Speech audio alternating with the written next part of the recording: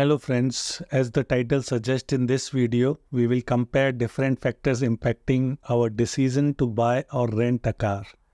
Just to be clear here, when I say rent means calling a cab or Uber when you need to. Basically using the ride on the need basis, not leasing a car, which means keeping it with you, because that's the completely different story. So let's buckle up, see what factors to be considered when making a choice. So the very first reason that impacts your decision is emotional factor.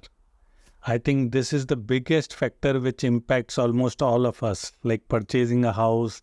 The car is also something that gives you us an emotional touch. You must have heard quite often that this is my favorite car brand.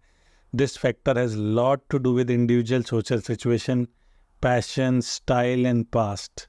So if you have an emotional urge towards a vehicle, love to drive and feel happy to have a car, then I think the choice is very clear. You must buy a car because happiness has no tag. But if you want to be more articulated, then our second factor is more interesting. Second factor is financial factor. And this channel is financial awareness channel. So let's keep the emotion aside and understand the financial calculation for both.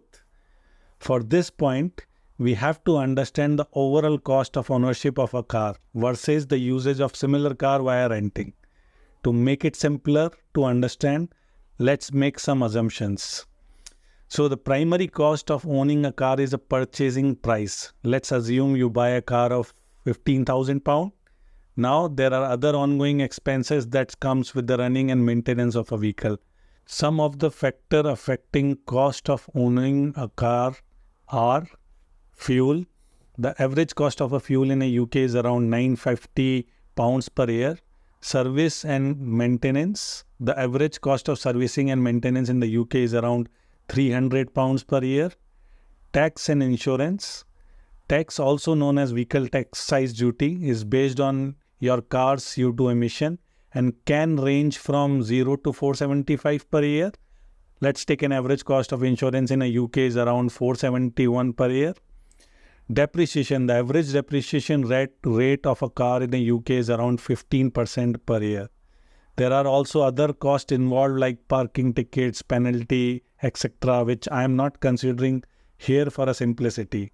The average annual cost of owning a car in the UK comes to around 3,400 or £300 per month.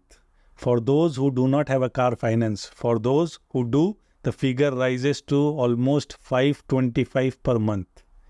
Now it is very simple to check that an average Uber ride costs you around £45, which means you need around 90 rides a year or approximately 8 rides per month to match up the exact cost of owning that car. Not to mention that is also chauffeur driven with the choice of different vehicle.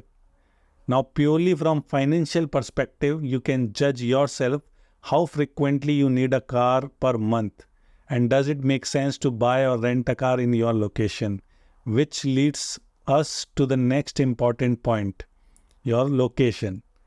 Location of a stay matters a lot. Like if you are staying in a city center, then most of the needs are generally within your walking reach.